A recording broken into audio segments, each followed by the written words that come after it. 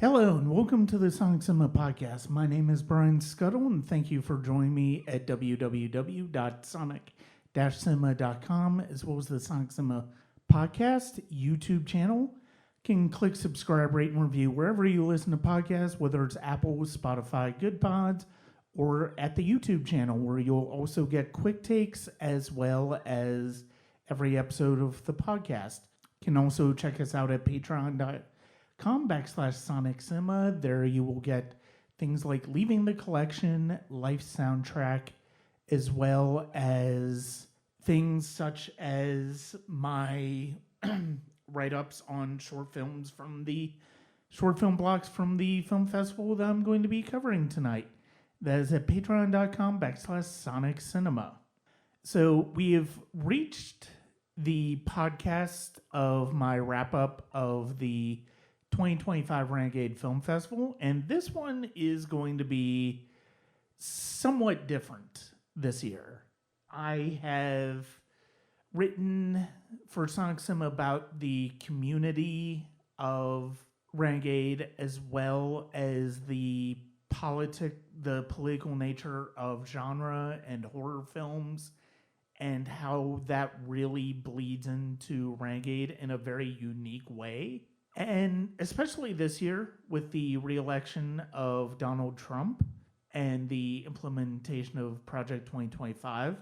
For In Their Own League, I wrote about my favorite films from the festival, as well as one short film block in particular that really kind of leveled a lot of people with the film festival. And you'll hear from a couple of those filmmakers in this episode. And the thing that is really fascinating about this year is that with this year's episode of the podcast for Renegade, partially because of how long these episodes and these interviews ended up going, they're going to be the main focus. You can read my post In Their Own League for my favorites of the fest, whether it's Saturday Ritual, whether it is Spermicide, whether it is Honk, whether it's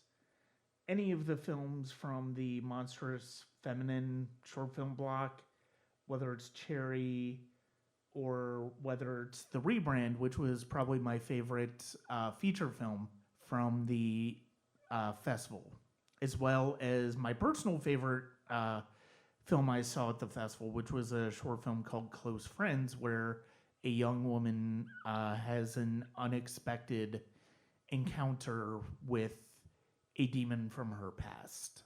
And it was real. That one really shook me and hit me to my core. And it was by far the movie that had the longest impression on me. But this is not necessarily about me. This episode's not necessarily about me and my experience. Like I said, you can read about my experience this year at Renegade, over at Sonic Cinema, over In Their Own League.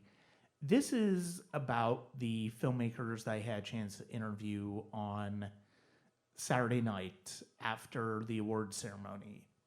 And the first one is one of two return guests to the podcast who's going to be interviewed. Her name is Erin. She was on the podcast that I recorded for my first trip to the Renegade Film Festival back when it was the Women in Horror Film Festival in 2020. And she had a directorial short film that she made called Revival. And I'd like to share the interview I had with her about that. Okay, I'm here at the Renegade Film Festival with the actress, director, as well as one of the other actresses of Revival. What are your names? My name is Erin, and I was the writer-director. And my name is Via Roz. I was the actress in Erin's film Revival. Okay. one of the things that I really was quite taken by with regards to Revival was it takes a very, it seems to take a very straightforward concept like writer's block and take it into a very different direction, certainly very different direction than we're used to seeing it portrayed in film. What was the inspiration behind the film? Yeah, I mean, just like you said, the writer's block is part of it. It's just like, as a creative person, as an artist, I personally, and I know, I think I can speak for other artists as well, is like, it's like a roller coaster. You have your highs, you have your lows, and when you have your lows, they're pretty low sometimes. And I was trying to figure out a way to like explain what it feels like to have those lows, but do it visually. Yeah. And the way that I thought to do it was to have this like, basically like this panic attack like on screen, like a girl basically being drowned with a couple other people that are there, like, who are willing to do literally whatever it takes to figure out how to be better at being an artist, I guess. Okay. Like how to actually make it. Okay. Were there any particular films that you had in mind when you were coming up with the concept of this film? Because there were two that came to mind when I was watching it.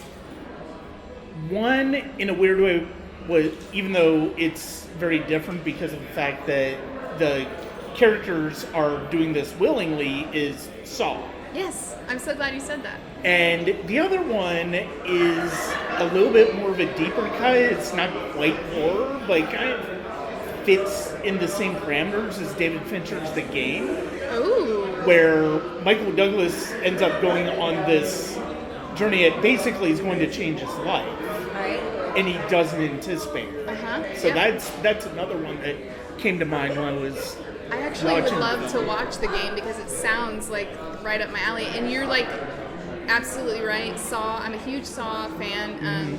Coming from an art department world, it's always been a dream of mine to work on a Saw movie because it would be such a cool thing to do, to make those props, all those traps and everything. Like, so definitely inspiration there. I mean, really a lot of it's not any one particular movie. It's more like the style, like the different kind of shots. There's something about being really close to a character's face. Like I like a lot of the really close up mouth, eyes, close on the ears and all that. So I'm more like just shot inspired than like full movie film inspired. Yeah, and you could definitely see the Saw influence in the production design. Like that was very much, it's very much in that mode of really gritty, grimy kind of horror.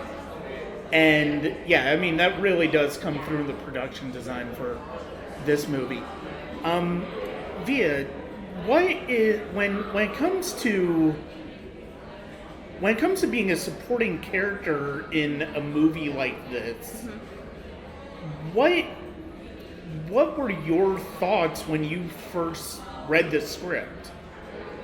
Well, when I first read the script, it left me a lot of room as a supporting character to really dig deep into what Erin's vision was in having it laid out and being able to kind of come up with, in a way, like my own direction, and then kind of going with what the woman is going through, and then also with and then finally being on set, and then seeing the direction that Erin was giving me and what she wanted me to do, and kind of merging the two together.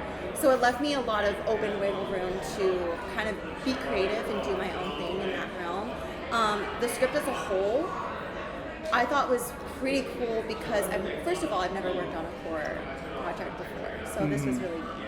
And then to have it come off in that gritty sort of way in the script was that edginess that I liked and what I was looking for when even before like I went on set, and then being on set, it just validated that. So yeah, the script as a whole and with my character too, it was a new experience for me, and it was really cool to be there. So, I mean, obviously you wrote the script, so you knew the physicality that was going to be necessary for the scenes where they're put underwater. For both of you, have you worked on a project that has made you do something like that before, and how do you even prepare for that? I've worked on projects that have that have required me to do physical acting in that way, but not anything where I was literally like, I could actually die. Like, I thought about that after I wrote it, and then I built these tubs, and we're there, and I have a medic on set and everything. I'm like, if I like inhale wrong, like I could actually hurt myself doing, like, what am I actually doing here? Like, what's happening? So, but, and then I asked like 2 other people to do it with me, which was crazy. But I think I get cast often in a lot of like, victim or basically the characters who are kind of going through it. I think you saw Kid Free Weekend, right? Yes. Did you? Yes. So even in that, like, just a lot of physical, that one was my physicality, and that was the throwing up, like the massive, just throwing up this giant monster creature thing, and all of that was like, I mean, literally the next day, my back, my body, because you have to really work your whole, it's like almost like dancing in a way, like really weird to experience, but that, and then yeah, like kind of fighting for my life a lot in different roles. So yeah, I've been there before, but not in this way, underwater. Yeah, I do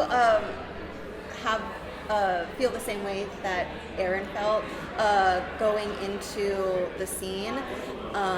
Originally, I didn't know what I was getting myself into, at least when it came to like the extent of the drowning scene, until like right before it was before I even left and we filmed. It was expressed to me like what was going to happen, what was expected of me, and I've done my own stunts before, and I'm great with my body. I was okay with doing whatever, if pushing myself to the limits, and that's, as an actor, I feel like that's what I'm used to doing anyway.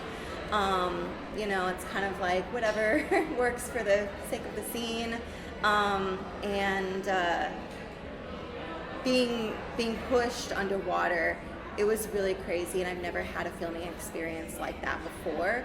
It was so immersive. I have to say too, like, honestly, it was the most immersive shots I have worked on as an actor. And I'm talking specifically the drowning scene. Right. It was because sorry to interrupt you, but I got everyone together, and the 3 men who played the Wise, I talked with them, and then I talked with the victims, and I was like, is everyone okay with actually pushing? Like, because I want this to look, I didn't want it to look like we were pretend fighting. So our Wise men really were actually gripping our necks and like holding our heads under the water. We had we had like a safety sign, which was just flipping off the camera, which the only one that had to flip off was me. Because I don't flip off. She's just going to let herself drown. I was pinky up. When in doubt, pinky out. So yeah, we had the sign, and the guys who played the Wise, Thomas, Christian, and Trevor, were so amazing. Fantastic. Like, it was so hot in there, and they had their masks, and they had these outfits and the gloves. It had to have been like 110 degrees in that warehouse. Oh my God. And we were in the water, so we were having a great time. But these guys were sweating their butts off, and they were literally like, I was so lucky that they said yes to like pushing our heads under, because I mean that could be a scary thing too as the person that's doing it, like that. Yeah. You know, like they could have said no, so I was really thankful. Yeah. So as it's a relatively quick short, and you know, when you're trying to create something like The Wise, how much of an internal struggle was it as a writer to keep it simple with The Wise, as opposed to, oh, well, I feel like I've got to flesh this out? Like, at what point do you say, okay, I've got to stop myself before it gets away from the plot? Oh my gosh, it's actually really hard. Like, I think someone had said it this weekend, like people think that writing shorts is easier, but it's really not. Like, it's, I still don't know if my short, like, is a full story. Like, I'm like, I don't know. Like, cause I do envision it being a larger project. Yeah. So it was really difficult. The Wise originally was, it's supposed to be like an AI, obviously, with the speaker, and then they're kind of controlled by this AI. Yeah. Is the idea. So they did have more of a part originally. They were gonna stay, instead of like them kind of being vanished whenever I come out of the water. They were gonna stay and have more, and I was like, this is just gonna go on too long. I need to just have them out of the picture. Yeah. And then we move forward, and it's a short film, and that's it. But in my mind, for the larger project, they do more. You know, kind of like Saw. They keep setting up things. They keep doing it. You know. Yeah. Are you running out of battery? Yeah, I'm there, so I'm just gonna start that in case that goes dead. Okay. Yeah. Well, I will say it does feel like it feels like a complete story, because the main character is not in the same place emotionally that she was at the beginning. Yes, I love that you So said that. I do appreciate it, and that's part of what made me, and the basic idea behind what she gets out of The Wise is part of what made me think of the game. Yeah. Because that's essentially the journey that Michael Douglas character goes on in that movie. I gotta see it. I haven't even seen it. I gotta see it. It's probably one of my favorite Fincher movies. It's very under the radar though. Okay. Because of the fact that it was his first movie after Seven. It was before Fight Club came out, and obviously he's a very different filmmaker now than he was then. So yeah, I mean, it was really, it was something I was quite taken from it by, and as I've watched it more over the years, I've come to appreciate it a little bit more. I did also want to ask you about because you also won the screenplay competition for a short film. Could you talk to us a little bit about that project? Absolutely, yeah, thank you. This one, it's called Monsieur Diablo, and it is a short screenplay based off of Cajun lore. I live in Louisiana, in Lafayette, right out of Lafayette, Louisiana. I live in a little town called Abbeville. It's actually where they filmed The Blob. Everybody freaks out. So it's pretty cool. But yeah, so this short is, it's based on a lot of like religious trauma that these children, it's these two kids are going through with their mother. And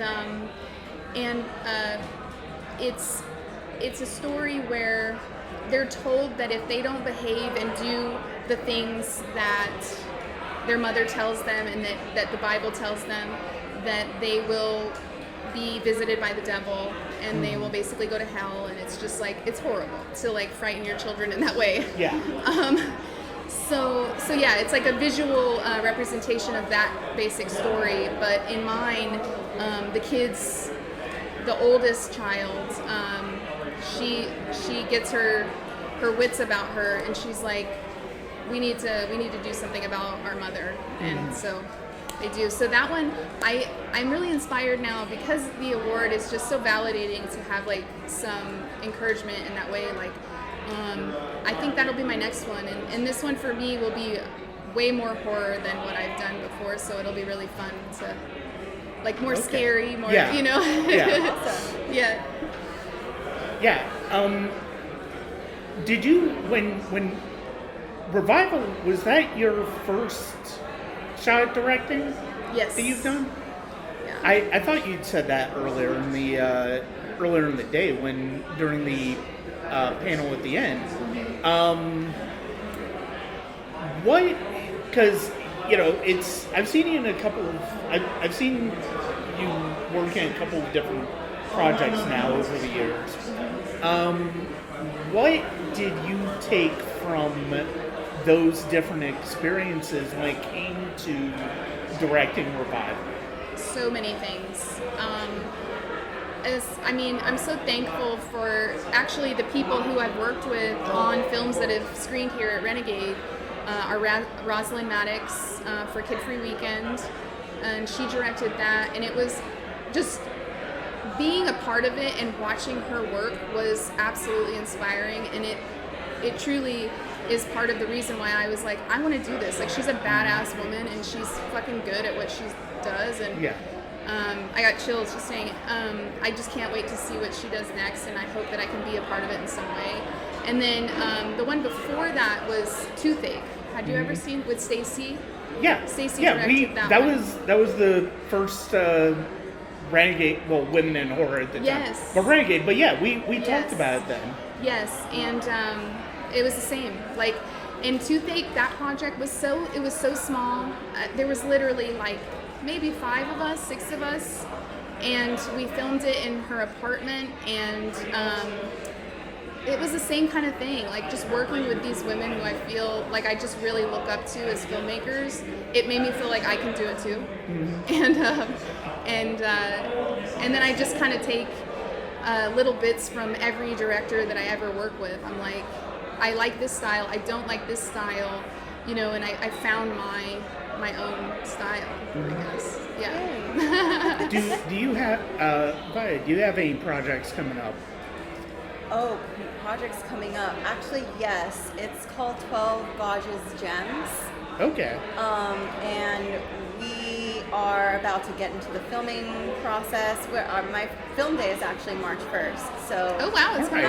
Thank you. So as far as that, other than that, just auditions right now coming up that I'm looking forward to. Planning on working some more.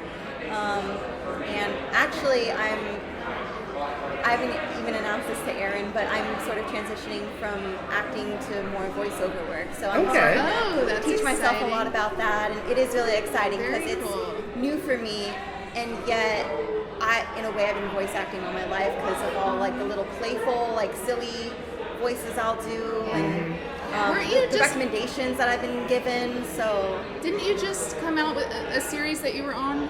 It was like, is it a YouTube series or is it? You were like a nurse or something. Did that come out or no? Am I yeah, tripping? that did come out. Yeah. Okay. So that was for Sacred. I did act in that one. Oh, it's called Sacred. Yeah.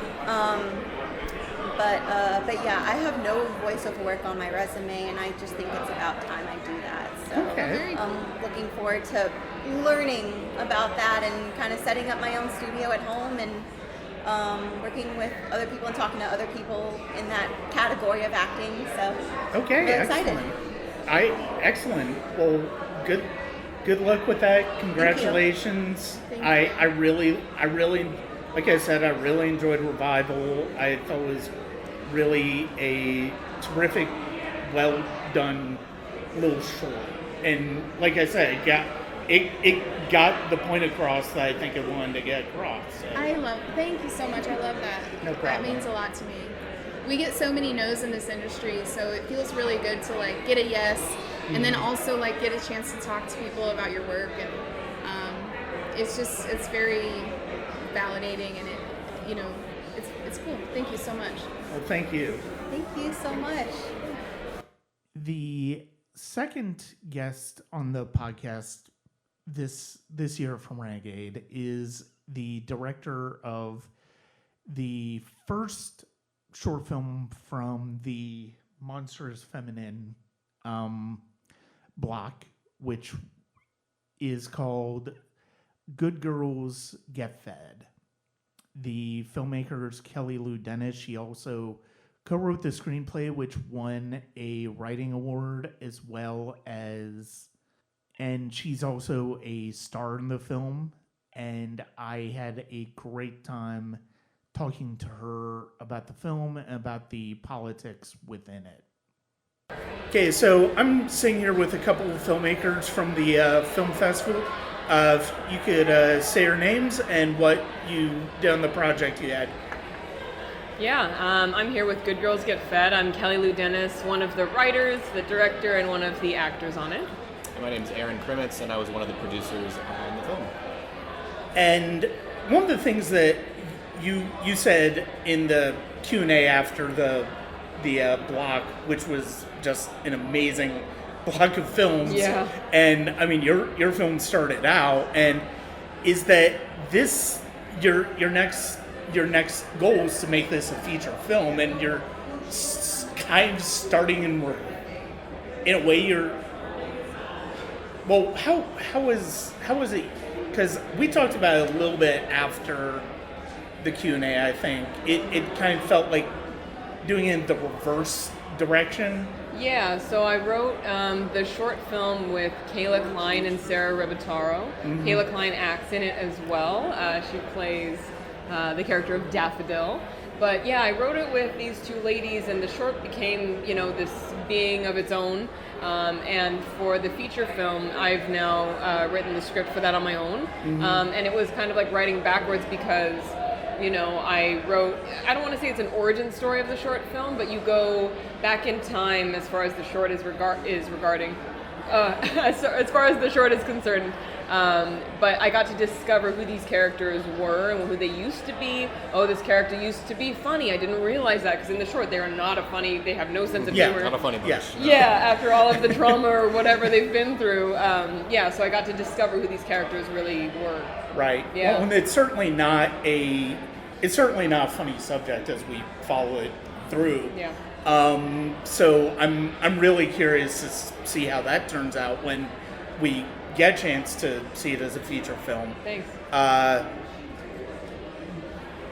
What was the? I mean, I can think of a lot of the inspiration being like basically what I can only imagine it's like to be a woman now in the world, and certainly several years. But I mean, especially in the past few years, it feels like it's gotten progressively worse and worse and worse, and you may not be done with that, unfortunately. What was the basic? What was the inspiration for the basic idea of the film? Yeah, I mean, initially the three of us were talking about, what. Initially, we were just hanging out and chatting, and we would write a little bit, but mostly it would be hanging out and sharing stories, whatever. It was very casual. The three women who wrote it. Yes, the three writers, Kayla, Sarah, and myself. And at one point, we were sharing stories like that had happened to us in real life, and it was again very lighthearted. No one was trying to make a point or whatever. It was really just to share a funny story.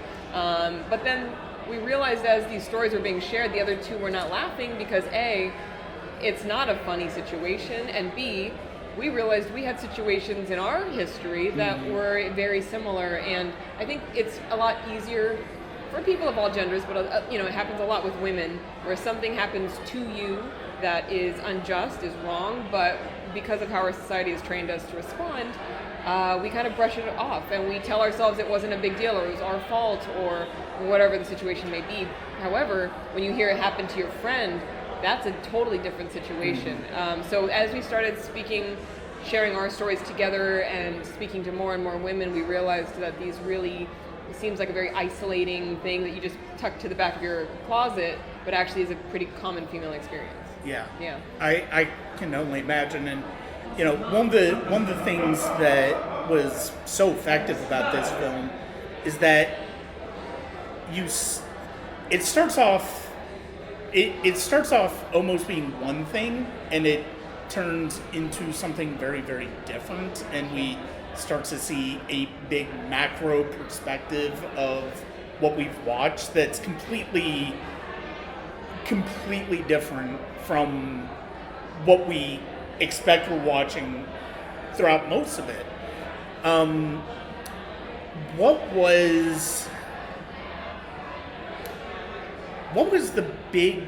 were the big challenges in the writing process as well as the producing process? Because the last few minutes of the movie, we get an idea that this is such a larger thing happening in the world beyond just these three women. Right. Yeah, I mean, it was really important to us. Like, the story is the story. The characters, that's who we focus on. That's what the story is about, first and foremost.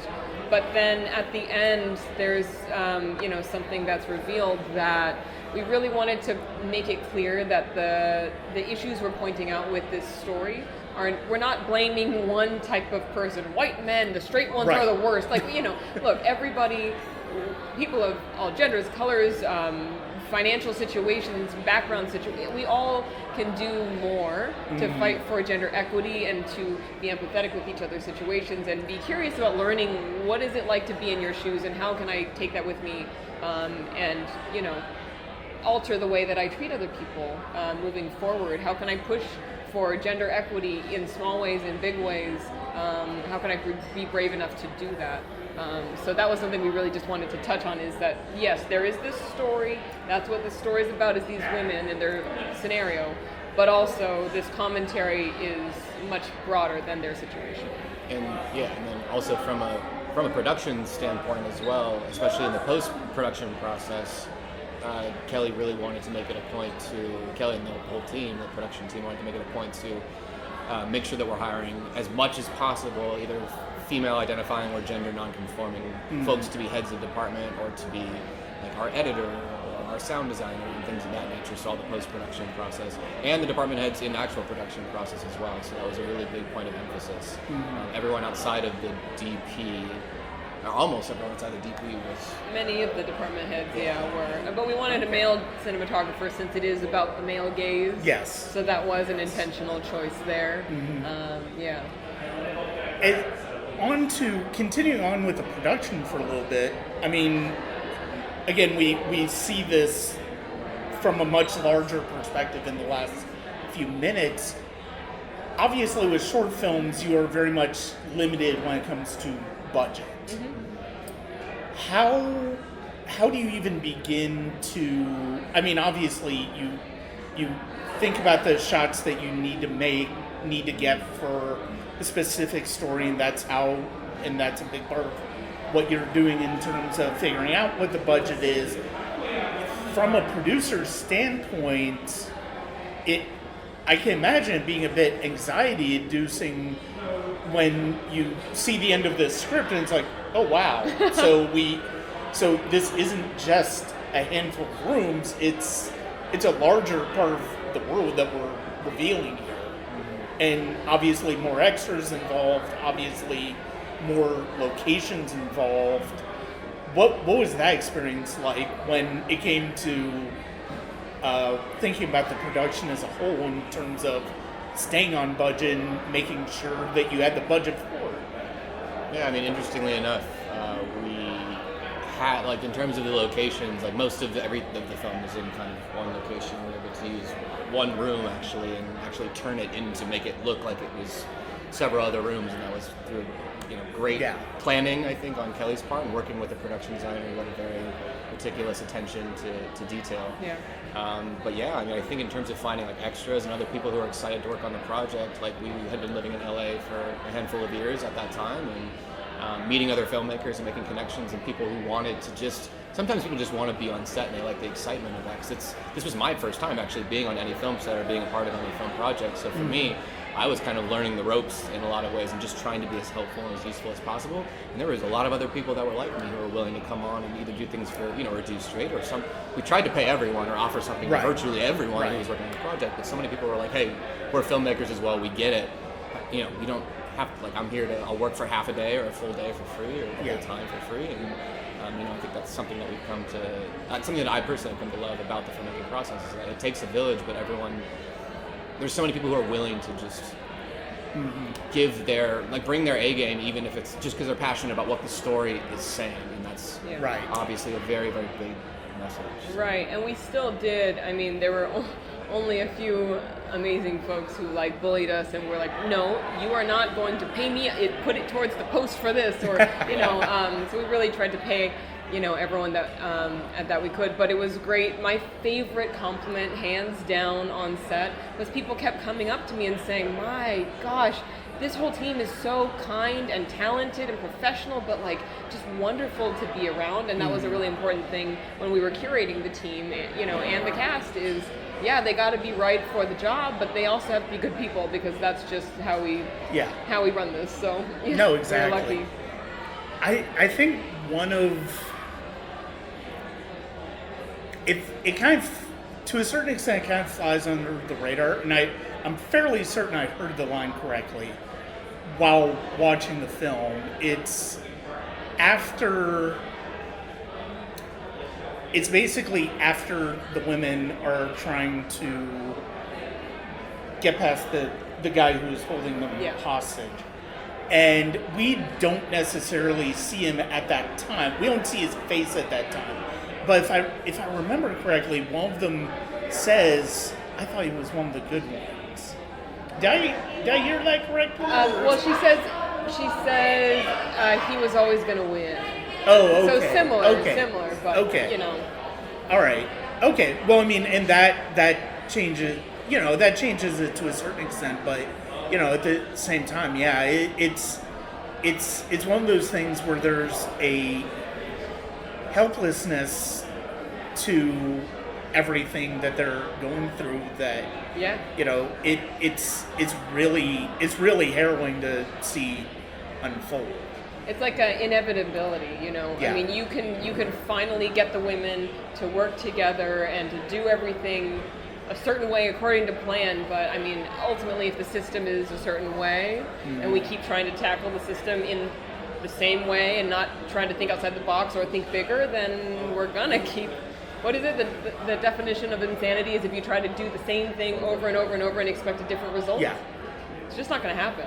So that's why we have to be bolder. We have to be thinking outside the box. We have to be brainstorming about, okay, how do we work, around this and push harder? Yes, we celebrate the wins that we have, but also recognize that it's not enough. If there's one thing you would like audiences, regardless of who they are, I mean, I'm sure you certainly want certain audiences to get a little bit more out of it than other Sure. audiences in very different ways. What would the underlying idea be? That's a great question. I mean, I'll just say the first one that comes to mind, because there's definitely a number of themes that come up in it, but ultimately it's just about how there is a character towards the end who really represents this. She is unmistakable, I think. She has the last line of the film. But, the whole point of this character, without revealing what her situation is, the whole reason I wanted to bring her into that, and that was important to me, that was important to the writing team, is that, at the end of the day, we can separate ourselves as much as we want by different categories, or, like we've talked about, gender, race, financial situation, whatever. But at the end of the day, we're all people, and this problem is affecting all of us. It's not like, well, if it's not happening to me, then I don't have to be involved. I don't have to worry about that other person. Right. I think leading with empathy and connecting with other people and wanting to hear their stories and be curious about their perspective is the way forward. Yeah. I could not agree more. Well, thank you very much for your time. Thank you for bringing this film to Renegade. Good luck getting the feature made. I certainly hope to see it in the future. Thank you so much. Because this film really, it was a lot to take in at the beginning of an already jam-packed, intense block, short film block, but it was a terrific one. And congratulations on the Rang Award. Thank you so much. Thanks for having us on. Yeah, thank you. So we are going to conclude this episode of the podcast with an interview with a filmmaker returning to the podcast and the post-Renegade podcast for the third time. like I say on the interview, I do want to get her on the podcast in general. Need to work that out with her at some point. Filmmaker is Nonie Shiverick, and she had a directorial effort called Sorry, making its world premiere at Renegade this year. And we had a pretty lengthy discussion. We do get into spoilers, so spoiler alert, but I don't think the spoilers would impact your reaction to the film itself. And I hope you get a chance to see the film itself as it makes its way out into the world. And here's my interview with Nonie. My whole career has been low budget stuff. Right. And has been like taking $2,000 and making it look like it was done for $10,000. And I'm always so jealous of the filmmakers when I see their shorts and they're like, and we only raised $12,000. I'm like, $12,000 for a short? I've never had that much money. That's amazing. Yeah. So, and then when you find out that they did it for like peanuts, it's also impressive too. And then you want to know, you're like, all right, what did you do? How did you manage to stretch that? And what did you spend the money on so that like it worked? I told Chris, his film Backwards Creep is a perfect example of, you have this much money, what are you going to spend that money on to make it count? And he did it for the creature and did everything else was shot in that car. And I told him it was a perfect example of, you know you only have this much money. Yeah. What does that need to be spent on? Yeah, What's the most how important will you thing? make the meal out of crumbs? What was the most important thing that you need to spend that money on? Yeah. Everything else, you figure out a way to cut corners. Yes. No, absolutely. Yes. Yeah, you cut corners on the stuff that, like, it's not that it doesn't matter, but that you can, because certain things can't have corners cut. Yeah. Like with Sorry, we had $2,000 gear grant. So I had quite a lot of padding for gear. And then the most expensive thing was the basement location, but that was like, when I saw that, I went, well, that's the whole shoot. Yeah. Like, if I can't shoot in the basement, I don't have a film. Right. So I'm here with another filmmaker from the Renegade Film Festival. Who am I here with, and what film did you have? My name's Nonie Shiverick, and my film is Sorry. And she is obviously a return guest to the podcast. Need to get her on a regular episode at some point, just to talk shit about talk about movies just in general. Yes, I would love to talk like random movies, not just my own, and not at Renegade, and not after like 3 tequilas. So you talked about it a little bit in the Q&A afterwards. What was the inspiration for Sorry? I'm glad you asked that question, because our block was chock full. It was the biggest block.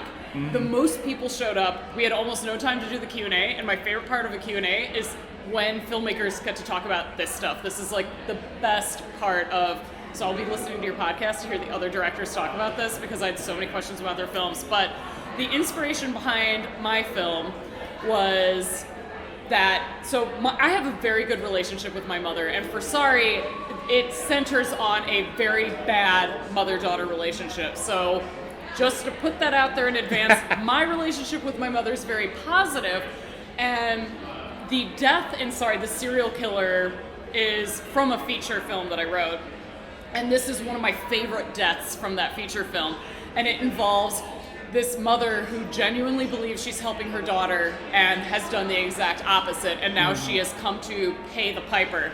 And in the short film, we don't really get into the serial killer very much, so it's almost like he could just be a manifestation of her guilt as well. Right. But yeah, he's it's like this weird, like, it's a Justice Vengeance 7 kind of thing. And my own mother had, she loved her mother, but she had a little complicated relationship with her mother that's very similar to Sorry.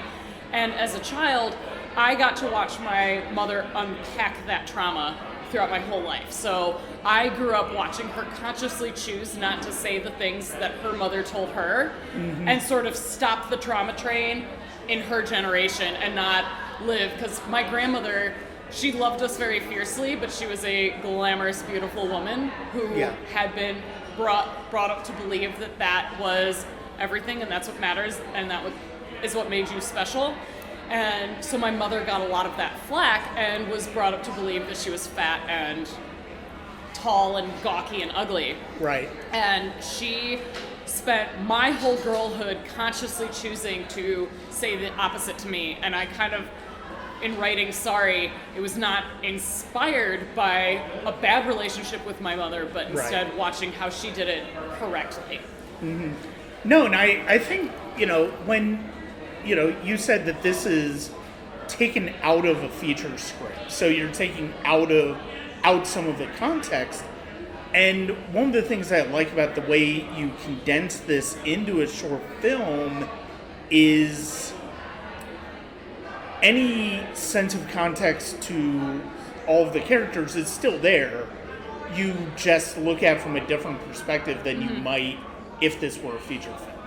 Well, I really tried to treat it as a standalone short because I had been trying to fund that feature for a while, and I was like, I like the story, I like the themes, I like the characters, the idea of it, and I can get the short film done. I've done a million short films, and if the feature's just eluding me for now, I can get this really awesome death done, and how can I write this story in a way that's a standalone short? Because I don't like short films that are treated as just a chunk taken out of a feature, and you can tell when you're watching it, you're like, this is a part of a bigger story. So I did consciously choose to write this one as like, take out the superfluous feature stuff and just go, this is a really, pardon my language, but fucked up story about a woman being murdered in a basement, and like, let's just unpack why she's being murdered.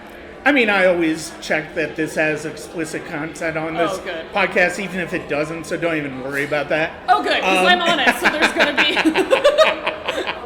be... But, no, I mean, I think that is one of the things that is so interesting. One of the other filmmakers I was talking to, their short film was relatively short as well, and neat, especially if you're working on the shorter side of a short, because there are certainly plenty of different lengths. We saw short films today as long as 20 minutes. Mm-hmm. So, some of them are long. But some of them, in one of the blocks, was so short. The one with the blow-up dolls. It was so short, but it was like, here's the idea, here's the execution. Well, it was in your block. Yeah. Yeah, it was in your block. It was like 3-4 minutes. It's like, okay, there we go. That's it. But yeah, I mean, I think one of the things is when working with that length, I mean, when you're writing the script, are you thinking, how are you looking at it in terms of length? Are you looking at it in terms of, a page equals a minute of time, or how, especially with when you're condensing something like this specific moment from a larger feature, that requires some editing there. Yeah. So I think story first. I never think page length. Page length is just something that happens, and I don't like anytime I've been asked to do like a challenge where you write a script that has to stay within a certain page length. Mm-hmm. It's always like stressful for me because I focus story and character first. And with shorts, you kind of think with a feature, there's like, you have the main plot, the subplots, the sub-characters, all that stuff. With shorts, you condense it to one person, and every single moment has to be about that person and that crisis. Yeah. Whereas in a feature, you have a little bit more wiggle room, and then if you're writing a series, you have even more wiggle room to like explore the world. But a good short presents immediately, like within the first minute, here's the person, here's what they will be dealing with, and then deal with that over the course of, whether it's 5 pages or 15 pages. And I think that's usually like, I have my 5-page stories, I have my 8-page stories, and then I have my 15-page stories, and I've written shorts at all of that length. Yeah. One of the things I like about this film is that you have a basic idea of what the story's about. But it's done, but the way it reveals all of that in a way to where you could almost just have it about the woman who's trapped in the basement, and that would be it. You wouldn't necessarily need... You could build an entire story about that, but you have this other layer that you allude to when you were talking about the inspiration. And I really appreciate that that second layer that ultimately gets to the heart of the film is not just, this is going to be a big part of it as well, but we're just going to show you images of it without necessarily that context. Well, so I like subverting the expectations. So this started as like a murder basement story. Like that's how the film is set up. And as you said, I could have just kept it as a murder basement story, but we've, as like fans of horror or people, connected to the genre, we've seen so many murder basement stories. Yeah. And I wanted to include that element with the daughter because it complicates things and it complicates how we feel about things, because we start off empathetic towards the character. You see that she's held in this basement against her will. You want her to escape. And then you realize why she's being held in the basement and what she did. And I, like, having talked to people after watching the, like after they watched the film and talked to them afterwards, and they all have said, like, and I had this moment where I wanted her to die, and I'm like, that's what I wanted to catch on, and that's what the feature is all about, is the serial killer in the feature is killing objectively awful people. And so you kind of want him to succeed, but also, like, murder's bad, and you shouldn't just be murdering people. Like, you shouldn't be doing that. That's wrong. But the people that he's killing also did something really bad, and he's acting as this messed up personification of justice, where instead of like a reasonable justice, it's a dark, twisted figure of justice. In a way, that description of it reminds me of Saw. It reminds me of Jigsaw. The feature is equal parts Saw and Seven. Okay. It's very Saw, very Seven. It's dirty cops getting murdered. I can see that just based on the context of this one short film. And I definitely understand what everybody else is saying, is that, you do have that split second where you want her to die. Yeah, and then you have to know what she's done. Yeah. But at the same time, you still do empathize with the character because she's living out the consequences of her choices. Yeah. And shout out to Mary Beth Sink, the actress, played that character perfectly. I could not have asked more of her. And like one of the things she did best was not play Marianne as a villain. Yeah. So, and I told her, I was like, I don't want you to play Marianne bad. I want you to play that she genuinely thought she was helping her daughter by doing all these things, and then suffered this horrible consequence as a result. And now, years later, she's being forced to face what she did. And, exactly. And Mary played it. She could not have done it better. I mean, she really played that this woman thought she was helping her daughter. And that's like one of my favorite things about great actors, is that they can play even the worst characters, but they will play them so genuinely and like walk away from it and go, I still really feel like my character was trying to help that person. And you're like, no, your character is a bad person. But like, I love that you went there. Yeah. No, and I mean, it is really important to be able to convey that. Like, it's important to, because, I mean, look, everybody views them, every character is ultimately intended in a way to be the main character and the hero to a certain extent in their own story. We don't necessarily want to see ourselves as the bad guy, but the ability to show those layers, it is very much a credit to the actress as well as the writing and the directing as well. Well, thank you. And I like what you said, that idea of like no one wants to see themselves as the villain. A huge part of that like where I said I wanted that moment where I wanted people leaning forward in their seats and going, oh, I hope he kills her. I wanted that to be like a self-reflectory moment of like, oh, for half a second I wanted this woman to be murdered in a basement, and then she was, and you don't really feel happy about it. You know, I have to stop making movies where at the end you don't feel happy about it. At the next thing I make, the ending's gonna be so happy. But one of the things I do like about this is that she's, you know, and we're getting into spoilers here, and, you know, I may edit this out, I may not.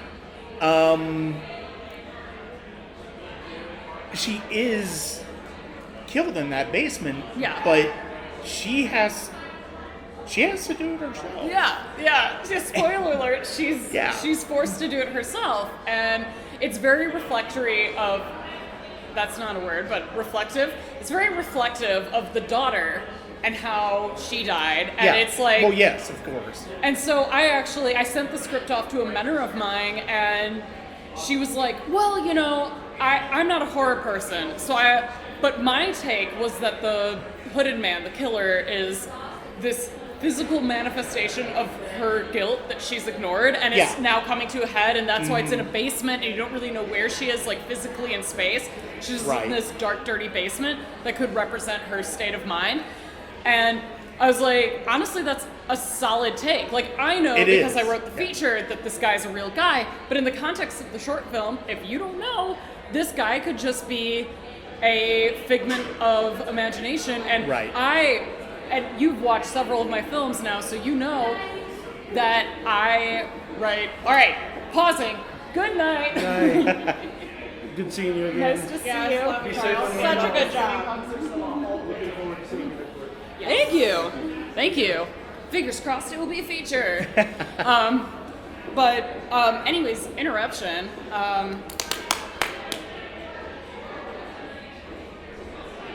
So I was saying the hooded man is, I end up writing, and you've seen a bunch of my films, so you know I end up doing a lot of more esoteric stuff where the facts and ending aren't explained to you like you're a child. Like, you walk out wondering what, like, did that really happen, or was that in the imagination of the character? Right. So, like, that was Scales was a little bit ambiguous because the guy that was a rapist isn't actually a violent rapist. Scales is about dubious consent, and, you know, I did Dark Water, which is about depression, but it's also murky. Everything's a little bit murky. And so I do have a habit of writing stuff where it's all just a little bit ambiguous. Yeah. No, absolutely. And I mean, that is one of the things that is very interesting about your work, is the fact that you deal with those ambiguities. And it's something that I certainly have come to appreciate over the years as far as watching films. I mean, you know, you don't necessarily want everything just spelled out to you. No. And, you know, especially emotionally, especially in a story like this, which, you know, is more, I mean, it's definitely fits within the parameters of horror, but it's also it's first and foremost psychological. Yes, very psychological, yes. And it's very much a character study in a lot of ways. And that's one of the things I really appreciate. I'm trying to remember. I don't remember if I've actually watched Dark Water yet. I don't know. I'll send it to you. Okay. All right. Yeah, I'll send it to you. That was my first thing I ever directed. Yeah. So what screened at Renegade 2 years ago was the second thing I directed, and I did that one for Tacos and Margaritas with my friends. Like, that was the for fun shoot. And then Vanessa was like, yeah, we're putting it in Renegade. I was like, are you kidding me? Like, I get to actually screen this thing I made for Tacos and Margaritas with my friends, because Dark Water was so freaking dark. I needed to, like, cleanse myself of it. And now it gets to screen at Renegade, which is my favorite festival to attend. And I will say, like, we're in a period right now where the bullies feel like they've won, or it feels like the bullies have won, and they feel like they've won, and they want everyone else to feel like your experience doesn't matter, and your opinions don't matter, and your thoughts don't matter, and your lives don't matter. And then you go to a place like Renegade where everyone is so different and diverse, and we need this festival now more than ever, because right now we live in a world where the bullies are trying to say you don't matter. Yeah. No, absolutely. And it's one of the things that I love about this festival as well, from the first time I came here in 2020, where it's just such a diverse lineup. It's such a such a unique collection of genres, genre films, genre stories, people telling the stories, and it's such a strong community too. That's the thing that I love. I know you and I have talked about. Yeah, it is family here, it and really it sounds is. like we're talking about a cult. Like when I talk about this festival, people are like, "Whoa, pump the brakes!" And I'm like, no, it isn't a cult, but it is like a family. Like everybody here is so excited to see each other, and people just come back even when they don't have films in the festival, because they're like, oh, it's a chance to see my friends for a weekend and watch really good movies. And it's kind of like a little tiny, more intimate Fantastic Fest. So I went to Fantastic Fest and the vibes were great, but it's gigantic. Yeah. So it's a little bit overwhelming, and Renegade is like intimate and really just feels like you're going over to your friend's house and you're seeing all your other friends and they're proud of you. And as artists, we don't get that a lot. We don't get to be proud because the industry is so no, and then you come here and people are proud. They're just happy that you're here, and that's enough. I'm right. And we're being joined now by We're leaving. Sorry, hi. No, you're fine. Good night. I Love you need- lots. yeah. You're amazing. You're the best actress She really was. I've ever worked with. I really love our film, and I'm really proud of it. I'm really happy for I'm proud of you it too. and all of us, and you know, it's cool to be here. You're fucking 3. Fucking Renegade, like fucking awesome. and it's like, this is such a young festival, and it's awesome to think like years from now, when everyone's talking about Renegade, we're gonna be like, yeah, we knew, yeah, we were we there at the fucking beginning. knew, we knew, you know. No, exactly. I don't know. That's my little 2 cents. It is the magic This is something. fest. This is something special. Like, Yeah. I really feel it in my bones. Like this festival is like fire as fuck. It is. It's very FAF. subversive, and everyone's crazy. And it's like yes.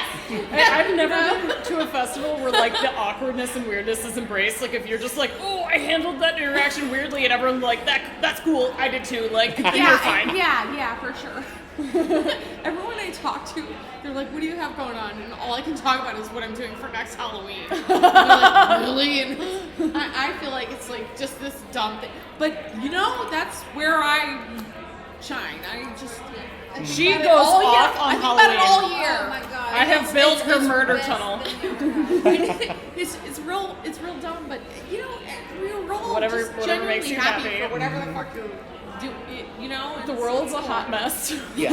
Everything's whatever. burning down, so Yeah. it's like With me, it's like cat memes, and I'm like, I will look at the dumb cat memes all day, or the videos Exactly. of the cats going in crab mode, and it makes me so happy, and it's the dumbest thing to like. I don't know what's happening, but being here was like just amazing. It just is. put more gas in the tank. Yeah. You know, because it's been a really depressing time. Yeah. Clearly. Yes, I know. I So, honestly, it's when nice to go home Trump with got a little bit of reelected, this a part of me wanted energy. to never make art again. I was like, why bother? Why bother? The young lady that gave her speech and said she only had 2 words, she was just like, she was like, I expect to be reported any day now. It's so sad. Yeah, Yeah. It's so sad. Yeah. It shouldn't be that. so sad. Oh, is that Lisa, the Renegade Award woman? It's like, Oh no, I was almost thinking, well, that's gonna make Zuckerberg take down the live stream because it was Yeah. streaming on Facebook, on Facebook, and Instagram. yeah. Oh, the Zuck So- will get zucked. Like, Yeah, well, there goes the live stream, but I saw a yeah. family sitting in front of me when she said that they looked at each other like, oh my god, I can't believe she said that. And I was like, seriously, get out. Oh yeah, don't go to this festival. Go to some other festival with your You know, you're not Republican welcome. bullshit. Get out. Seriously, yeah. Sitting in the back. Everybody dirty looks and smiling, silent protest.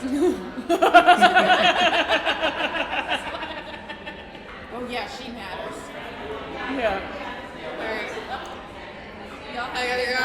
All right. I gotta be at the airport at 4 in the Yeah, morning. she's gonna so Happy I'm flying, I'm Mary. on my mind already. So All right. it's gonna be interesting. Have a good night. Love you lots. Love Bye. you lots. Drive safe. I will. Okay. But no, to your point, when you were talking about Renegade being, it's like I know I've talked to several people, not just female filmmakers, but just people in general who were.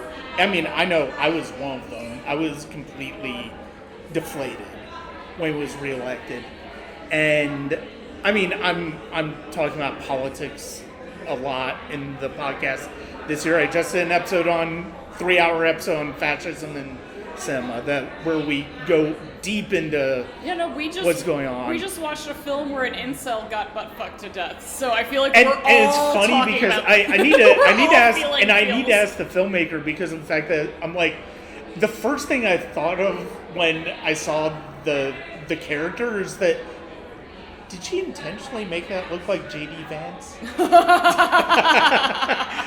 Because that was my first thought, because he's got that same Yeah, beard. he did. And that same, that just same little fucking punchable look. face. It's like, come on. But no, I mean, I know I was really feeling it the first few days after the re-election. I mean, Grant, look, I'm cis, straight white male. 99 times out of 100, Yeah. unless I'm flying, I'm going to be fine in Trump's America. Unless he decides he wants to go after small movie podcasts for being against him. In which case, well, He's whatever. petty enough to. So. He is.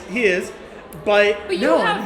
you have friends that you care about that will be affected. Exactly. And I think as an ally, you'll be affected as well. Like Yeah. we're all going to be affected. People who voted for Trump will be affected. Maybe they don't know it yet, but Yeah. they're going to No, be. I mean, and the thing is, it's like, I am, I literally just, that 3-hour episode was really cathartic for me because of the fact that I was able to say a lot of things that have really kind of pissed me off the past few months. And one of the things that have really, I mean, look, I get, to a certain extent, I get the impulse to not feel sympathetic towards Trump voters who are, fuck around and find out. But at the same time, it's like, yeah, but I know a lot of people. I have a lot of family that vote for him.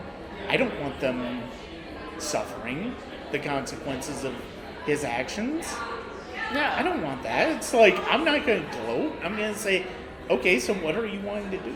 What if you get to that point where it's like, this was not what I wanted? Okay, so what do you want to do about it? Can we preserve democracy enough that something can be done?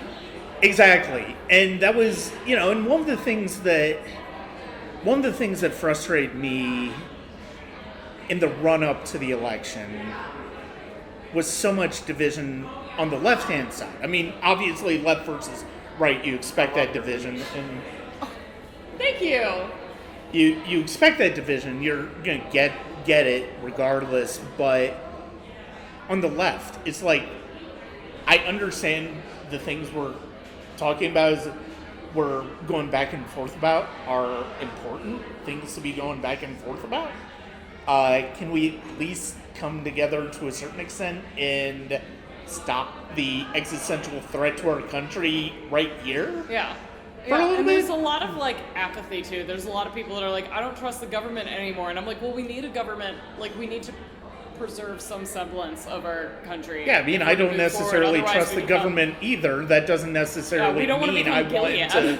It doesn't necessarily mean I want it to become an authoritarian regime. Which is why, Renegade needs to continue to exist, because you're going to bring these people together who will be inspired, who will create art, and art moves people. And right now we have to be moved by stories that are about people that aren't like us. Exactly. Because if we only listen to stories that are from people that are like us, you don't move forward. You have to be moved by trans stories and gay stories and black stories and whatever, immigrants, whatever it is. Yeah. You have to be moved. One of my favorite things about my block was it was the feminine horror. So it was like horror against women or women conducting horror. And almost every film was like a lot of rage, a lot of feminine rage, understandable. Completely. And then my film and maybe a couple others were like, and here's women conducting horror on each other. And right. that was,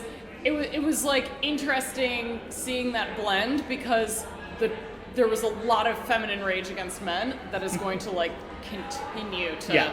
It'll be interesting to see what the films look like next year and the year after and the year after, Exactly. because I think there's going to be even more women committing mass acts of violence in the films, not in real life. Yes. Just so we're clear. yeah, Don't exactly. come after me, FBI good or Lord. CIA. No, exactly. And I mean, yeah, that was ultimately, and one of the things that, but yeah, I heard from several people who were like, Bye. It was really nice meeting you. It was so nice to meet you. Your film was lovely. Yours too, I hope it. Thank you. but no, one of the things I completely understand the impulse to struggle, the fact that people would struggle to create art now. But I mean, at the same time, now is more important than ever. Yeah, now it's an act of protest.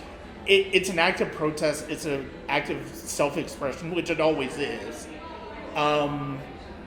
So for the feature that I just wrote, that I am hoping to get funded soon, it's not only like feminist in nature as all my work is, but there's an abortion.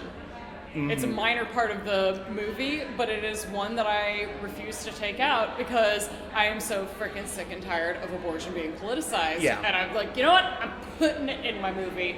Right. We're gonna have to deal with it. We're gonna have to deal with this being a positive factor for the main character.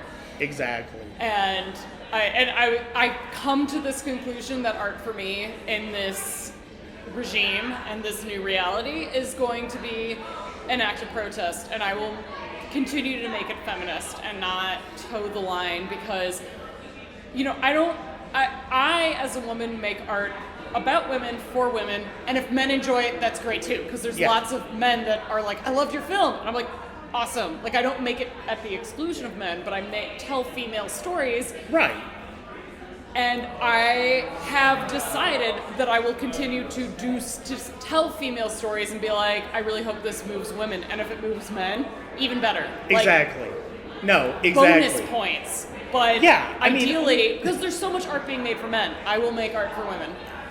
Yeah, I mean, we don't need a we don't need a more. You have everything else. Yes, and a lot of the stuff that you can enjoy the female art. Like, I get so sick and tired of people being like, "Oh, rom-coms are just for girls." I'm like, everyone can enjoy a rom-com or a like young adult book or a the Hunger Games. When people tried to make fun of the Hunger Games, and it was because it was written for teenage girls, and I'm like, don't shit on teenage girls. Just enjoy the content and move on. Like, everyone can enjoy, because women have been enjoying content made for men for our whole lives. So men can jump on board and enjoy female content too without feeling some kind of way about themselves. Like, it's all fine. Exactly. Like, a good story is a good story. And I'm perfectly fine with that. And I mean, we had over a century where ours was the dominant art, and it's like, a lot of great art came from it, but it's like it's time to bring one of the things I love about this festival in particular, but just I'm so grateful that I've been more exposed to not only female filmmakers, but trans filmmakers, LGBTQIA filmmakers, just a wide variety of filmmakers who have opened my eyes a lot and have inspired me to better myself in terms of how I think about things. Well, because art brings about empathy. Like, I think back my first year attending Renegade, a film that was in my block was by Sydney Horton, who has since then become a friend of mine. And that film was about the trans experience, and it was a werewolf film.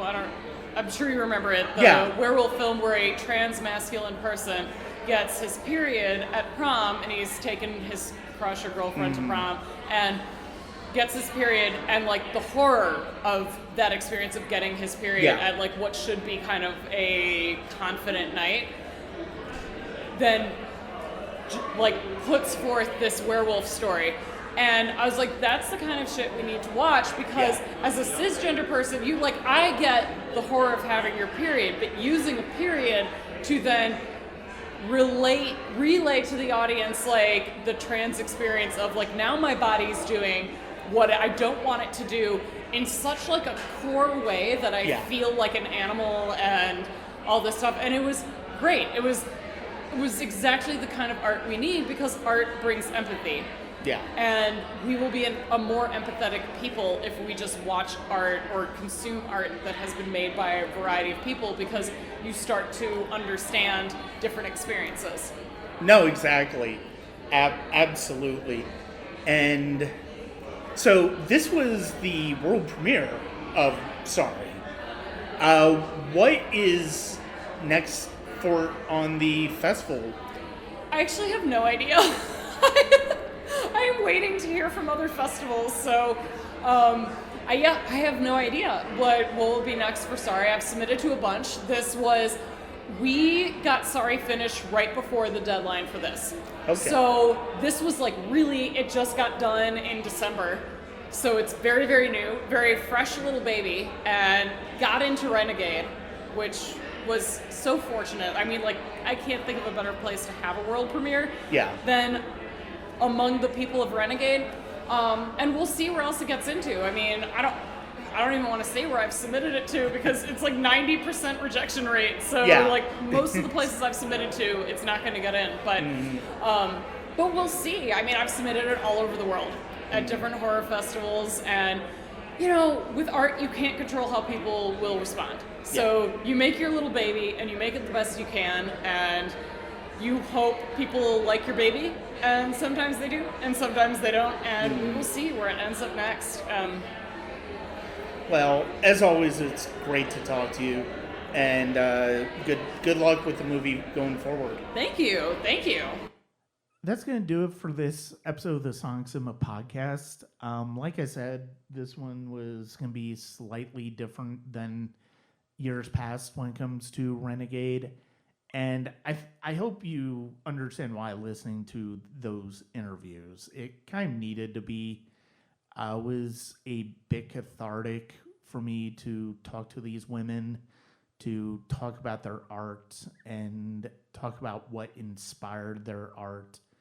And I really am looking forward to what they have coming up in the future. They're all extremely talented women, and I could not be more grateful to have them as a part of the podcast, as a part of my Renegade Film Festival experience. It is always a pleasure to either reconnect with filmmakers whom I've met before or meet new filmmakers. And like I said, that's going to be it for this episode of the podcast. We've got more coming up over the next year. We've got a anniversary retrospective coming up about a controversial film from the year 2000. We've got more fascism in cinema. Hopefully I will be covering the Atlanta Film Festival again, and I'll have more from that. And that is kind of about it. Thank you very much for joining me on this journey through the podcast. And as always, you can check us out at patreon.com/Sonic Cinema, wherever you listen to podcasts, but most especially at www.sonic-cinema.com. Thank you very much.